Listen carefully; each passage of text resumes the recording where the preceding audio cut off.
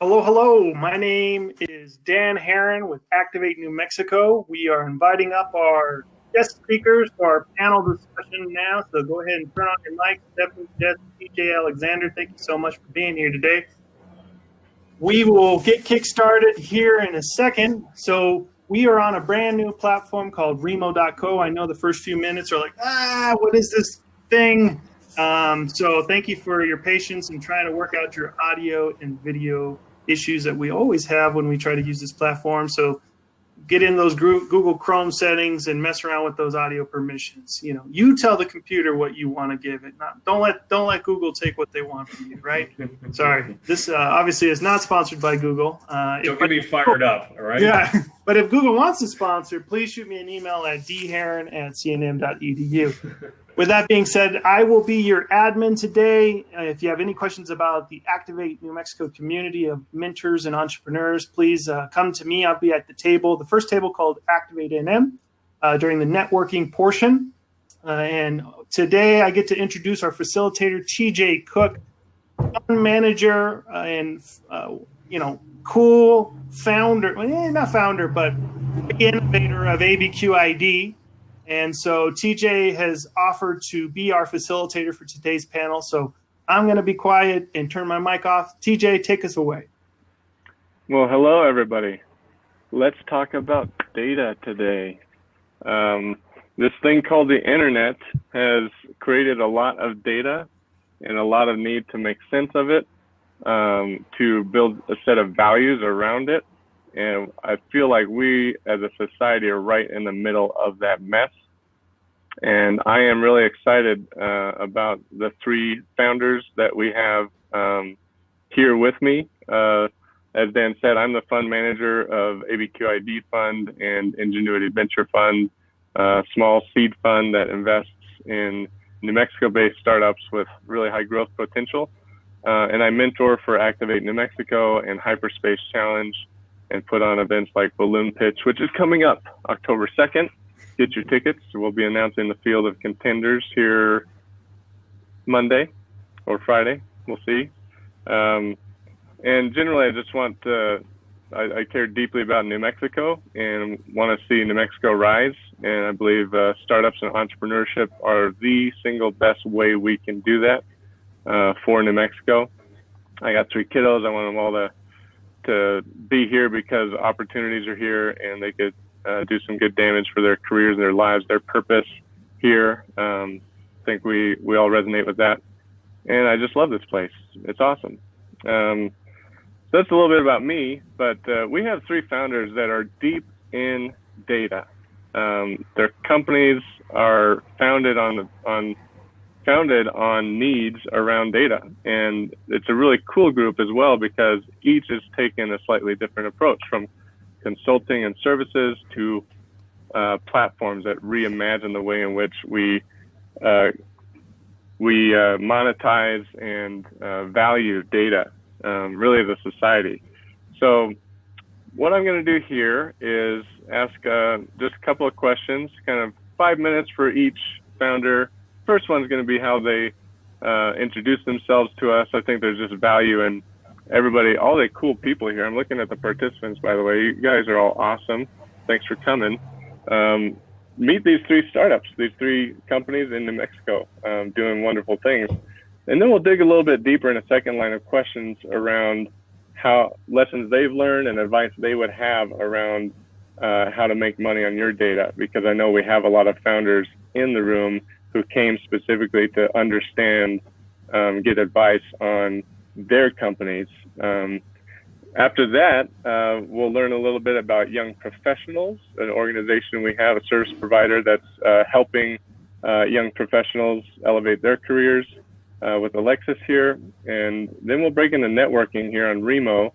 It's really the reason we use this platform is because rather than do a group Q&A that can be impersonal, we want to get face-to-face with each other, and each of our presenters here will have a room or a table, I guess, within this video game-like room that you can go and ask them your questions and get to know them a little bit more. Tell them about what you're doing and ask about what they think about your data strategy and all that good stuff, and get some conversations and connections made.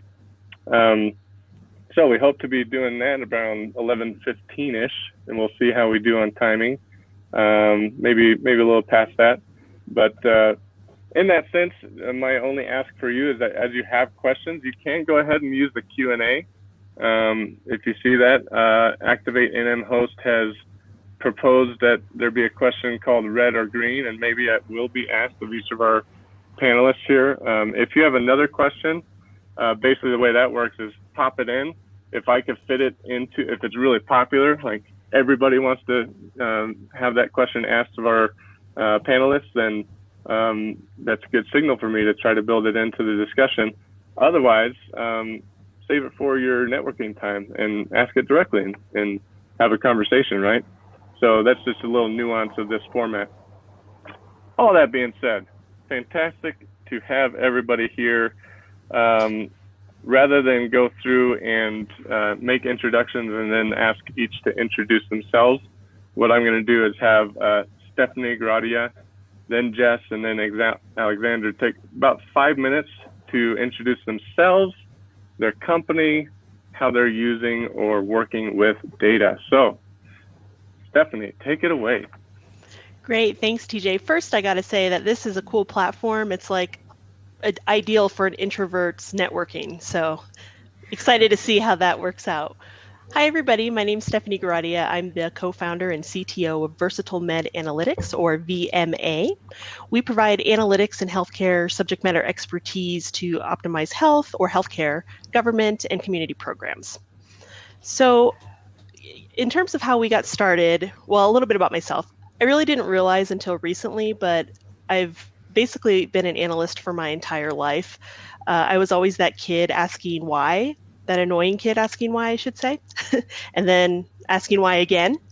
I happened to stumble across statistics in college, which was serendipitously. And after college, I worked my way through state government and I landed in the healthcare industry. That's where I found my passion, found a lot of problems that I'll talk about, or challenges. I've really focused my career there over the last 10 years, in fact, over a decade now, working in healthcare, traveling the circuit here in New Mexico. Along the way, I met my co-founder who couldn't be here, Angelica Brunke, who some of you have met. And as we actually ended up traveling the healthcare circuit together, what we found was that the same story emerged at every healthcare organization that we went to. Well, one, there's just way too much data to do anything with. Leadership was very frustrated. They always felt like they didn't have answers to the questions that they needed, despite having a huge entire fleet of really good analysts who were working in the data sweatshop every single day. And yet leadership still felt like they didn't have answers. What we also found was that every leader, from C-suite to VP, even leaders of director departments level, had what we would now consider a personal analyst. And this was usually somebody who had changed their life and they still idealized because they could just go to this person and they knew what they were asking and they could pull all the information for them. So it was this like concept of this golden analyst. Sometimes they were still with the organization and sometimes not. The leaders would just reminisce about that personal analyst back in the day who could get anything for them. In some of our former lives, we were these personal analysts to folks, but as we, again, traveled that circuit and started to see those trends, we realized that this dynamic is not scalable. It's certainly not sustainable across an organization. And now in healthcare, really, especially as data is just growing by the day and questions are growing by the day and things are changing by the day now, we really can't bottleneck anymore through one person or even a small group of people, even an analytics department at times. So speeding up to 2017, we started Versatile Med Analytics, or we created VMA, basically to digitize and to scale the concept of analytics on demand, or the concept of this personal analyst. We also want to make accessing reliable data easier for everyone involved, and that typically means the everyday or business users, as we would probably call them if you're in an analytics department. We have been doing, for the last 3 years, we've been doing a lot of great consulting and services and custom build for technology, but we're now churning towards building our portfolio of digital tools. What we want to do is change how these everyday users interact with data from start to finish and get answers. So the new solutions that we're building will make it easier for everyone to find the answers that they need. That's easier said than done. TJ asked us to talk a little bit about some of the challenges, particularly in the healthcare domain. There are quite a few, but some of the primary ones are dirty data, which is an issue everywhere, but particularly hard in healthcare where so much is in notes or free text, lack of standardization of data standards. And for startups, it's really hard to get in healthcare. You could have a great technology, but if you don't have healthcare knowledge, domain, or industry experience, a lot of times folks perceive that as less credible, even if you have the best technology out there. So it's hard to break in without experience. And healthcare is inundated with huge vendors and a lot of vendors, and they often have a lot of antiquated systems. So that's what we're working with. It's a fire drill culture, especially now. Things are changing, turned on its head by the day. But I look forward to talking with all of you about what you all are doing in healthcare or beyond, and what kind of technology you're building.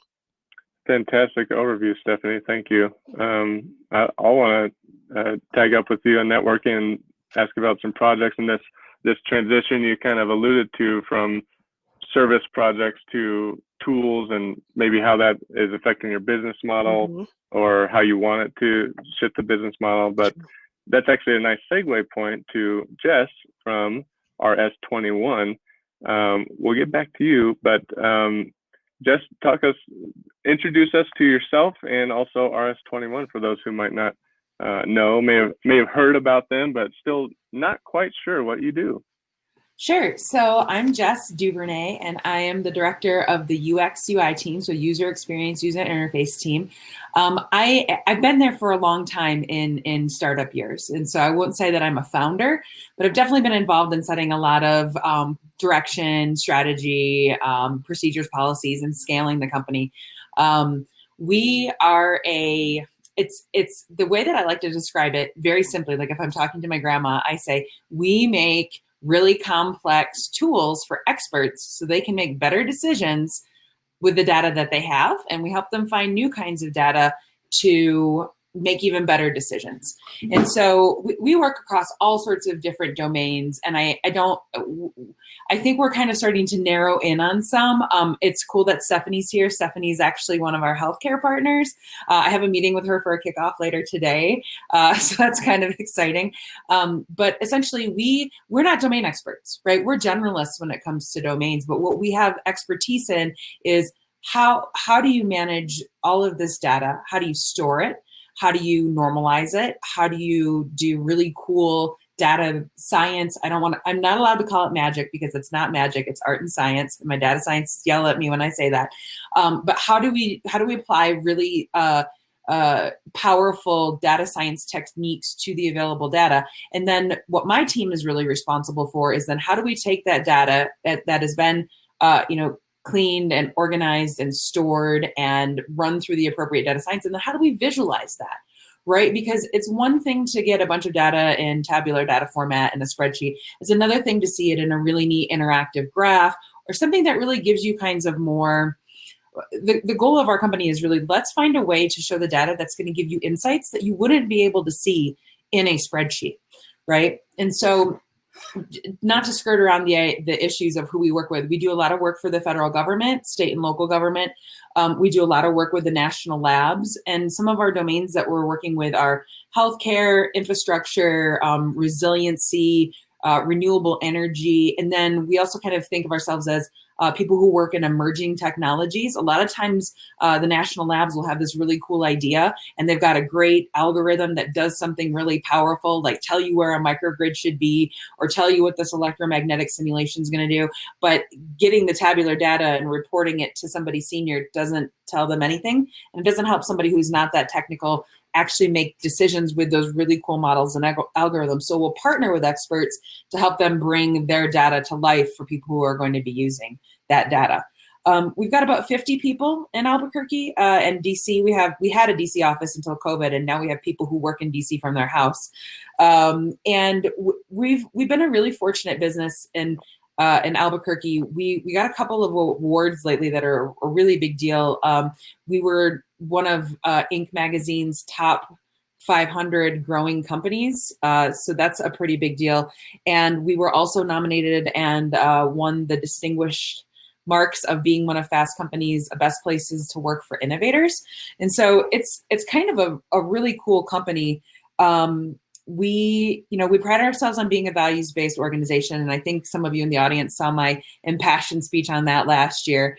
And I think the thing that TJ wanted me to touch on in terms of monetization real quickly is the idea that we have two arms of our business. We have very much a services business, meaning we sit with our clients and figure out, okay, so what do we want to design? What data science, what design stuff do we need? What development do we need? What data warehousing do we need? And we actually work with them to kind of create a custom platform for them. The other side of our business, and this is kind of more emerging, and I'll post the link into the chat. We have a platform that we're launching called Mother.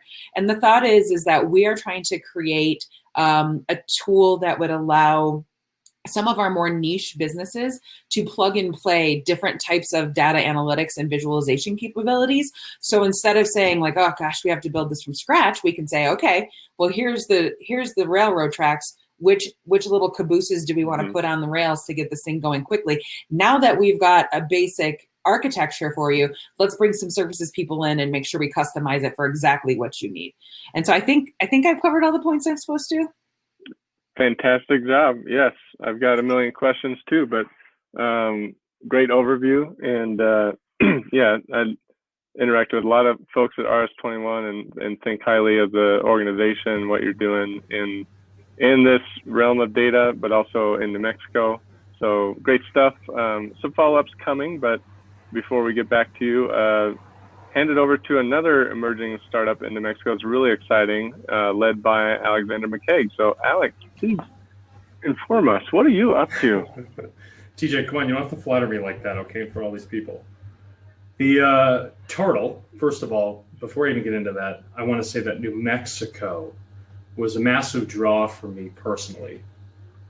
And I found that the combination of high technology that you find with the labs and the other technology companies that are here, combined with the archaic, very native, tribal, earthy, holistic approach was a dynamic that I never had the chance to experience until I first arrived. And being here, felt like it was a place that had a combination of energies that just made sense for what the future is going to look like, where we go back to what it means to be a human being, but also elevate ourselves with this tools and technology to really bring us forward into the future.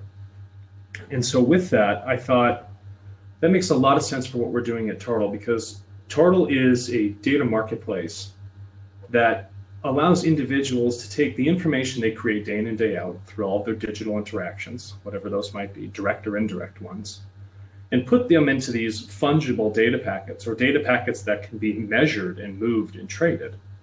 And the reason we've done that is because we saw that the world needed to find value in something that was growing exponentially and allow people to start to control an asset that they've put the time into actually creating. So much like all of us sitting here with our businesses, companies or whatever we do at work, you put the time and the labor in, and you accrue a value for that, whether that be a salary or some sort of payment. So the mindset that we have is like, okay, well, how do we take that same sort of aspect with everything we're used to and then apply it to the digital realm of data that's growing exponentially, and then open up that value to everybody on a global scale? Because we figured that sort of financial opportunity was completely untapped. And with that, you can give some of the deepest insights on people because they're incentivized to share this information consentfully, because you're actually paying them for it. And so when you find that sort of balance from the people that hold the resources and the people generating the resources, meeting them together in the middle, that's where you find the Turtle marketplace. And that seamless approach, that transaction that happens back and forth, be it as anonymous as you choose to make it, that's what we've come to design. And from that, we've grown to 48 countries. Our team has grown respectively large in a brief amount of time. And a lot of that has been akin to the resources we have found here in New Mexico, and educating people on this new tool that we've created, because it's no good to have a hammer and then tell someone to go frame a house, but they have no idea how to frame anything, right? That doesn't make any sense. You actually have to educate them on the value of that tool so they know how to use it properly. And then you empower the individual. And that's the bridge we've made. A quick follow-up for you, Alexander, because I think there's wide-scale resonance with the vision behind the company. Can you land us on an example, for example, and I think people can go to tartle.co and sign up, right? Just a shameless plug for you. But I signed up, and I signed up for a data packet around COVID-19 data, right? Right. Yeah, how does this work with a particular packet, for example, since we have a couple minutes? Yeah, no, I'm glad you asked, right? So if we're looking at a data packet itself, specifically if we're looking at a body of individuals and we're trying to understand with this populace what's going on with COVID. Now, from an approach that you may find with RS21 or other individual companies is that they take secondary and tertiary data and try and aggregate it into a beautiful visual so that it translates properly to people in that format so that we can kind of come to some sort of idea or respective decision on what we're looking at. And so what we did is like, okay, well, how do we really understand the key drivers for what actually makes COVID move around? What actually drives people to getting sick? What is actual behavioral traits that people do day in and day out that led them to compromised immune systems or things of that nature, or how often they actually choose to go to the doctor or why they don't do that? And what we found is that when you ask them this data in a survey approach, right? So that's hard-coded information they put into this data packet. And they apply that with, any sort of API call, so information from their healthcare provider, so they can pull down their healthcare record at the same time. You have a perfectly balanced combination of information that gives you the qualitative and the quantitative. So rather than taking a typical approach of machine learning where we'll say, okay, we're going to aggregate as much data as possible, and then we'll analyze that old historical data and assume that something in the future is going to happen because people are rational and they're going to do the same rational thing day in and day out. Well, my contention is that it's the exact opposite of that. People are very irrational, and a larger majority were actually quite emotional. So if we can combine the things that we actually measure people with right now and then take their own input with it, then you have a very precise look at what's happening right now at this very second as a key primary driver. And then with that, you have very good decision making because you have the totality of information and you can have a more truthful picture on what to do. And that all sits in that data packet. And was the on the consumption side of that marketplace, the people that wanted access to that packet, is that going to be government entities? What does that look like, or what does that look like here? No, I'm glad you asked, right? So the system is agnostic for, a B2B, B2C, B2C2B, whatever it might be. But the people that want to acquire that information are typically, pharmaceutical companies, healthcare, insurance companies, larger ones, big underwriters, because they want to understand the populace, right? They want to understand their behaviors because if you're looking at, and I gave this example to another gentleman I was speaking with, that in the insurance game, there's only so much we can understand from swabbing someone's mouth and asking them how much smoking they've done in the past 10 years, right?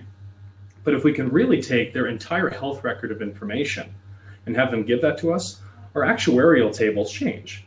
And you can have a better stochastic analysis of what's going on for when you assume that person probably is going to die. And so from the idea of, writing premiums, you're going to have a more accurate approach to actually underwriting these people and have a good gauge for who they are as human beings, right? There's a lot less guesswork. So the people that want to purchase this information are companies that want the most granular info on populaces of data in any locale in the world. I hope that answers that. It does. Becky Lowe just asked a good question, and kind of go into the second part of our discussion here before we break into networking and just get to it one-on-one with each other, which is lessons learned thus far, advice you would have for founders who are thinking about their data strategy. So go reverse order here, keeping with you here, Alexander. That's an interesting situation, right? Because you're asking people to provide data that could, if they're understood so granularly, prevent them from getting covered or really jack up their premiums. Correct. So do you handle that vis-a-vis the fact that they've consented and they're getting, I guess back to the consumer side here, how is that good for me in the end to provide that data? What power do you give, and what's the lesson you've learned between the incentives on both sides of that marketplace thus far.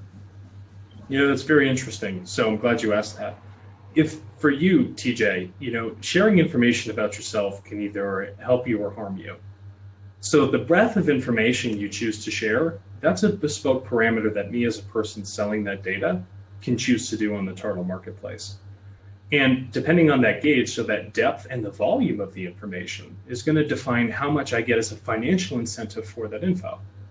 And so before I choose to release it, and I can choose never to share it, I can then make a gauge. Well, it's like, well, maybe I only want to get up a quarter of a profile, and that'll give me a quarter of whatever that value is that someone on the buying side, say a pharmaceutical company, is actually looking for. So to give a prime example of that right now, a lot of pharmaceutical companies have a good spend, in their R&D, and they spend anywhere from like $200,000 a month on one particular business to buy what they can of healthcare data on a person. But a lot of it's completely anonymized right now, and it lacks all the key markers that they actually need. So what you find is that all those key markers that are missed accounts for probably about 80% of the data. So they end up spending this money on information that's completely useless when they could come to Turtle and you get all the extra 80% of those key markers. And so, they're willing to pay $2,000 per record rather than 200, right? And that's where you get that 10 times differential. And they want that value and they're looking for it. And it's not like they're doing it in a malicious intent to say like, oh, now that we have, we're not going to underwrite this person or, give them special privileges. The fact is that they're trying to do their job as best as possible with the most perfect information. And for so long throughout history, we've done a lot of guesswork because everything we do, when we drive a car, we're just hoping and guessing that someone's not going to swerve over and hit us in the lane, right? It's all in just, presumptions.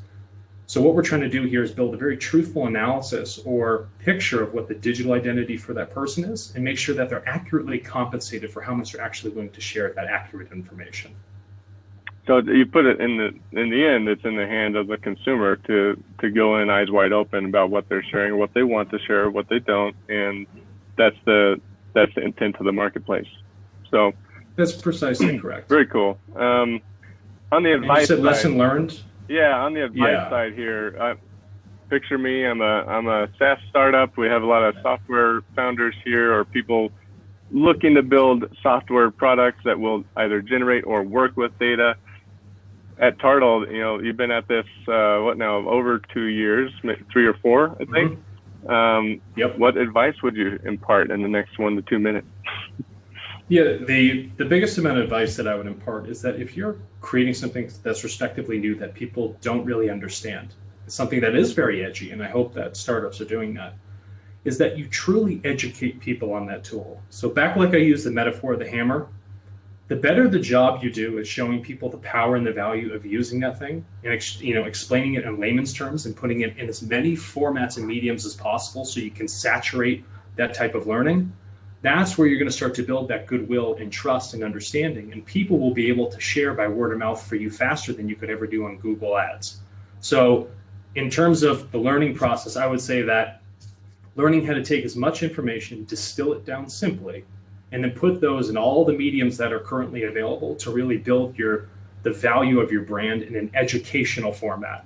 Because for too long, everything's been a black box approach, and the inverse model is much more humanistic, and people are much more willing to align with it. So that would be my educational learning. This is a quick follow-up from John Bell. We got a couple upvotes for you. Thank you, John. How is that, what you just said, right, around being really educational and helpful in terms of helping people understand this new paradigm that Turtle's enabling? How are you going to market right now to acquire customers on both sides of the marketplace? Yeah, I'm glad you asked, right? So for the larger macro approach of individual sellers, the body of information, advertising to them requires all the mediums that they're currently on, right? And that is in text format, visual, and audio. So we run podcasts, video podcasts, and everything's typed up with FAQs, papers, and articles so that they can learn it in any sort of format that they're currently used to adopting, right? Because we as humans learn 3 different ways, or a combination of those. So that is spread out to those locales and explain to them in a very node-based approach. And I have a marketing podcast I'll share with you guys later if you want to understand that. So that's the macro approach of teaching them, right? It's like, here's all the stuff, we're going to give it to you, go on, now you can understand and make the choice for yourself. And now for the other side is the more business to business approach, where it's a little bit more intimate, where you take the consultative approach to say, okay, hey, travelers insurance, what is it that you've actually been trying to solve and haven't had the ability to solve? Or what is it that you've purchased and hasn't really given you any answers? And then we can look at the holes, because all the holes have a logical provenance to it, right? We know where they all head back to and what the starting point is. And if we want to look at things simply or get to a simple answer, you need to ask things simply. So I work with these, executives, large data buyers, whoever it might be, whatever the title is in the company. And we take the consultative approach. I walk them through the system, show them how to use this tool hands-on, allow them to purchase these first data packets, and then I give them the keys to the car. It's like, here you go. Now it's on you. This is all for you to use. You've seen the value in it. You get it. Now it's time for you to take it up into the stratosphere. Don't want to cut things off, but that's a good, concise answer. For the time we have here, you've got a few other questions, I think, that will lead to good discussions from Alonzo, from I think I saw one from Michael Herrick. Hello to both of you. So it's really intriguing. I have lots of questions about Tartle. I'm super intrigued, as you know, from our first discussion, I think last year, Alex. So keep up the great work. Let's go to Jess, because Jess, we have a question here that I think is good to bolster this sense of where RS21 is at and the lessons it's learned. And this was John's, right? On the services side, are you building your services around that proprietary mother platform from here on out? Or what kind of tools do you use? How the sausage is made? Totally, yeah. Yeah, and then just open it up to your advice for founders. Totally. So the thing that I think, and I really like what Alexander said, being able to talk about what it is that you do. And I think this is probably the helpful piece of advice that I wanted to give to people. Mother has been around for 3 years, and we still don't know how to talk about it. We work on it a lot, I'd say.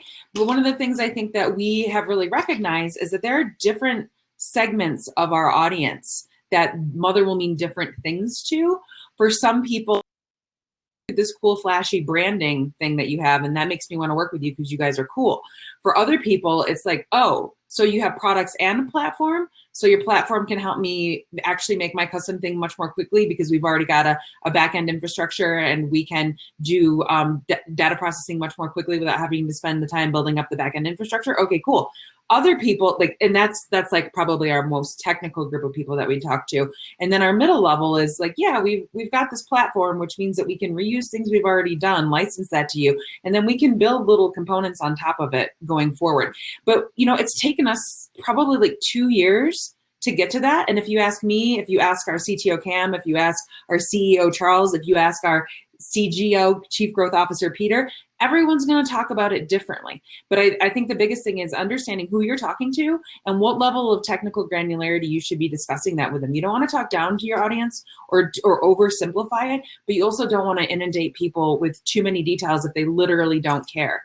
So that's probably one of my first pieces of advice. And I see the second part of the question is around, are we using proprietary data visualization tools or leveraging Tableau and QuickView? It really depends on the client, right? We are starting to get into some large business intelligence and data warehousing and visualization type of requests. And for that, the answer is, it's probably better if you already have a Tableau license that we figure out how to get that going out into that interface. Now, as the director of design, of course, I'm like, no, everything must be custom, but that's not true. Now, on the other hand, if we're working with an organization, one of the big projects we worked on last year with the NRMC, the National Emergency Response Center, part of CISA, part of Department of Homeland Security, all the nested government acronyms. We were working with them to develop a dashboard that would show interdependencies of different types. Now that Tableau, sorry, like that's an interface we're going to have to, and it's a tool that like 10 people are going to be using. Very big decisions and do some major disaster preparation, right? And so that's not going to be with Tableau or Microsoft BI or any of those other things. Does that answer the question? I think so, yeah. that services side answer of it. It depends on the client. What are they already using? What works for them to solve the problem? Not necessarily what's the coolest technology approach we could take. There's that pragmatism there. And I think we're always showing the client too, like, here's the MVP. Here's the quickest thing we can do to get this done. Here's a medium way we could do this right. And here's like bells and whistles, and like, you are going to look amazing, and you're going to be an industry front runner, right? And it depends on, like, Charles would probably have a very different answer than I have. What my last question for you, Jess, was really around that focus, and so launching Mother to the world and saying, look at this really cool framework you can get started with to everybody. I think you alluded to this. That's hard, right? Are you finding traction with it in a specific niche, whether it is healthcare or other places where you can come in and speak to a specific problem? And so, like, hey, patient adherence is an issue. They're not taking their medicine. Mother can, in a week, we can help you understand the 411 or something like that. Is there a lesson learned there? Yeah, there are a couple of industries that we, I think, have made a lot of progress for previous clients, and then it helps us kind of be a bit more expert in those particular spaces: natural language processing, anonymized cell phone data, some certain things around healthcare, data management and visualization. But I mean, I think the thing is that, like, I'm not really involved in selling the platform or product a lot. That's not really part of my responsibility. And so I'm not sure I can speak to it. I just know that because I don't know that, if I'm talking to somebody who cares, I know the people in my organization that I can send them to.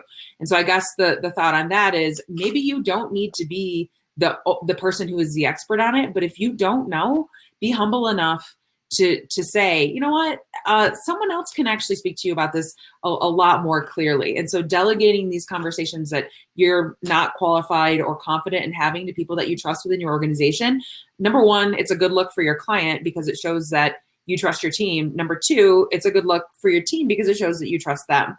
And so I never personally have a problem delegating to somebody, because it's just the way that you respect your clients and you respect your peers at your organization.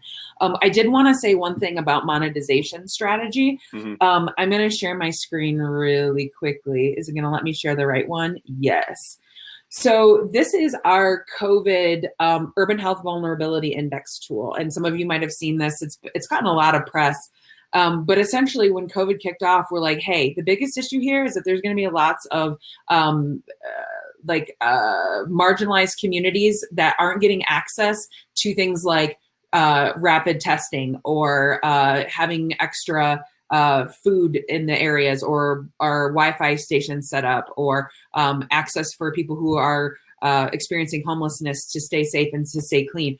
And so we put together what we call basically the Urban Health Vulnerability Index. So we took a bunch of publicly available data and said, okay, so where are the places that are going to be most vulnerable? And so you can see on this map here where it's red, you can see, okay, so general vulnerability is going to be right around here, this area, this area, this area. So if I'm a nonprofit or community health professional, and I'm like, where should I put a testing site? Maybe over here.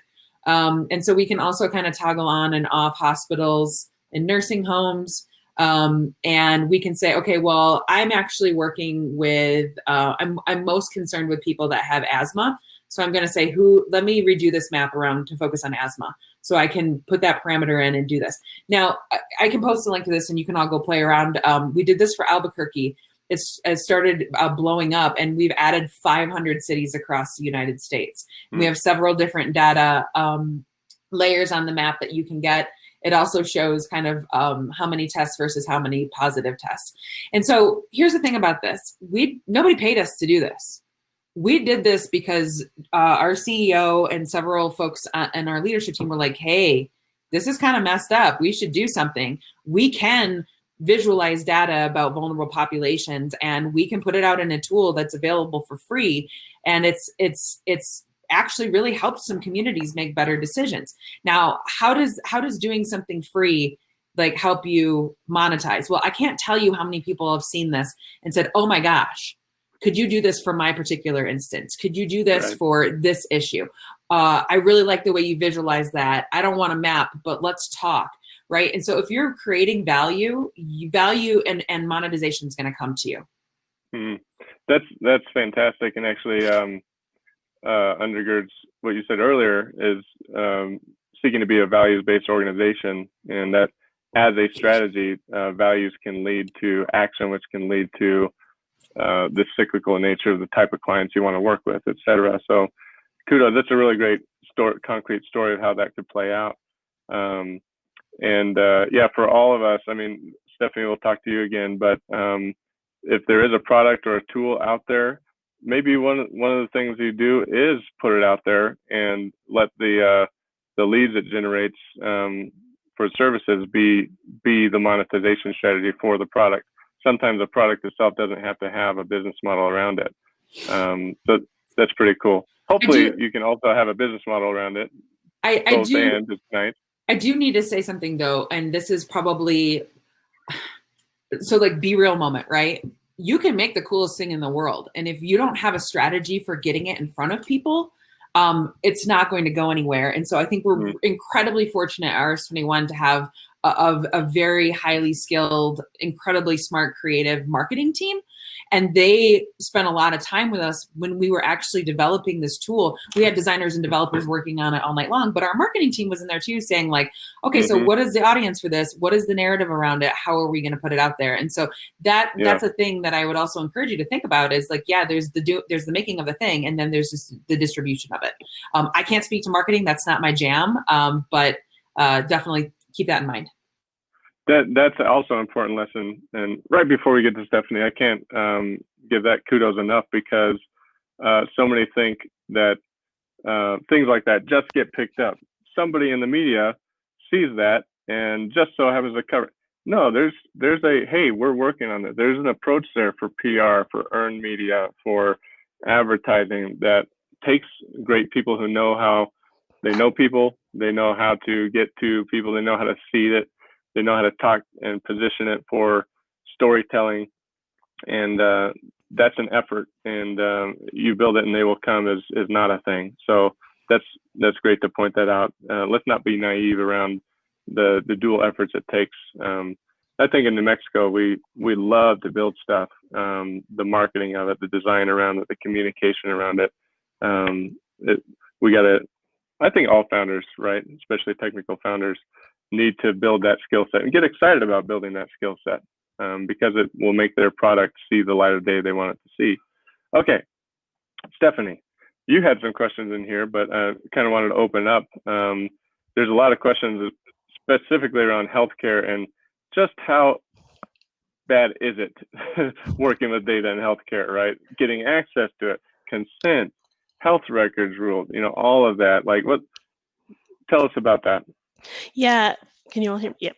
I was actually looking at some of the questions about the ethical use of data, which I'll touch on. But first, to answer the question about even just getting the data, some on the phone can attest that's a huge issue. So obviously, we need to have all of our safeguards in place. We bring in outside consultants to help us with cybersecurity and do independent audits and things like that. What we have found is that because of all of the increasing pressure and really the fear around being fined or accidentally releasing patient records, things like that, we're finding that a lot of organizations are actually wanting us to do a lot of the work on their own, within their own environment, rather than shipping the data out to us. They will do that in some instances, but it's a whole other world of regulation, oversight, and contracting, things like that.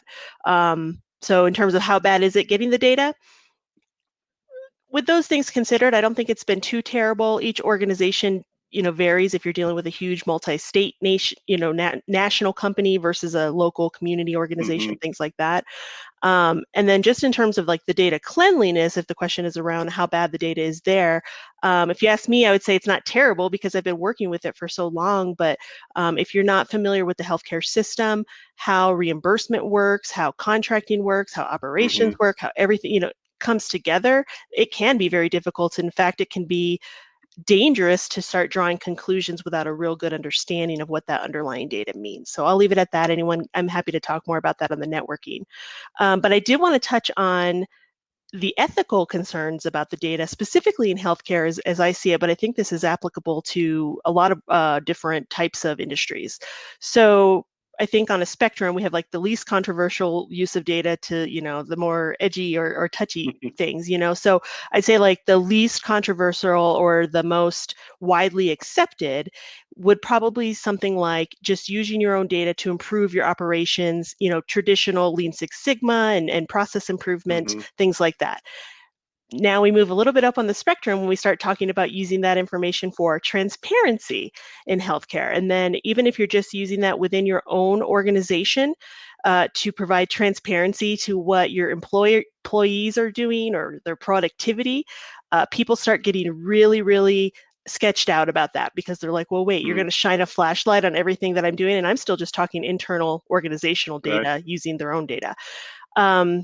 For us particularly, it's been difficult. We work across the healthcare spectrum, across the value chain. We work with health plans or payers, all the way to providers, as well as government, who's overseeing a lot of these agencies. We've been asked how we can maintain a neutral or unbiased opinion when we're working with adversarial organizations, essentially, so that we're kind of moving up on the scale of controversy. And then I think, and the most fun, but probably the most controversial or potentially unethical, depending on who you are and what your ethics, are, is moving towards what Alexander was talking about, which I find the most interesting part of data is identifying patterns in your patients or your customers or whomever you're dealing with, using data to segment them, which is a fancy word for target them, whether that be for marketing purposes, for sales purposes, for actuarial purposes. Target a while ago was actually being very progressive in their use of data for customer segmentation and targeting. I don't know if you all heard, they sent a ad for pregnancy tests or pregnancy items to a 16-year-old who was actually pregnant. They knew from her purchasing patterns before her father found out. Mailer came in the mail, everything erupted. So I think that's where we start. And that was quite a while ago. And we've just progressed so much farther since then. So, from a healthcare perspective, who's pre-diabetic, who's going and smoking, whose smoking has increased, whose behavioral patterns have changed. We want to reach out to them to try to intervene and help prevent them going into a chronic condition state.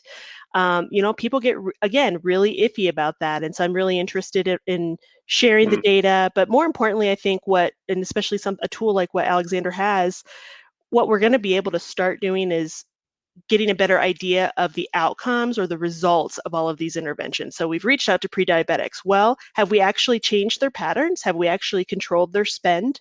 How has it actually changed their behaviors and understanding people a little bit more? But it's a double-edged sword because to do that, we need a lot of data on folks, and some people may just not want to share. And if you only share the good data about yourself, are we really getting a true and accurate picture of the person that you are, TJ, if you don't want to share anything that may be used against you? I don't know, Stephanie. I don't know. Wow, super intriguing. It's going to be a great segue to the networking. I think one of the takeaways here is each of you has a really core ethic around data. You've thought about your approach going into forming your companies, and that's my encouragement. A little takeaway for all of our founders is don't let your company start to grow and get away from you before you have put some precedents down around what is your data ethic, and make that kind of a core value, because data is becoming so core. So not to opine too much, because we want to hear a little bit from our community service provider before we break into networking. But thank you so much, you three, for sharing about your companies and engaging in this discussion to the extent we can with the time we had. But looking forward to the networking. But Dan, take us away. Well, thank you so much, Alexander, Jess, Stephanie, TJ, for that wonderful panel. Again, we're going to jump into the networking session where you'll be able to double click to move around to the different tables. So all of our speakers will have their tables. as well as our partner for this event, YPA.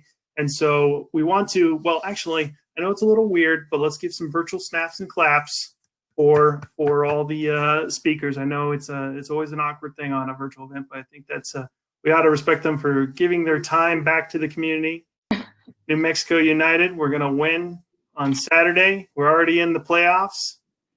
Alexis, thank you so much for joining us and partnering with us. I know when we were thinking about putting this event together, you were really interested in this topic because you have so many different young professionals in your network, and they're all trying to think of innovative ways to advance their careers and advance their companies, because you do have some small business owners in your group.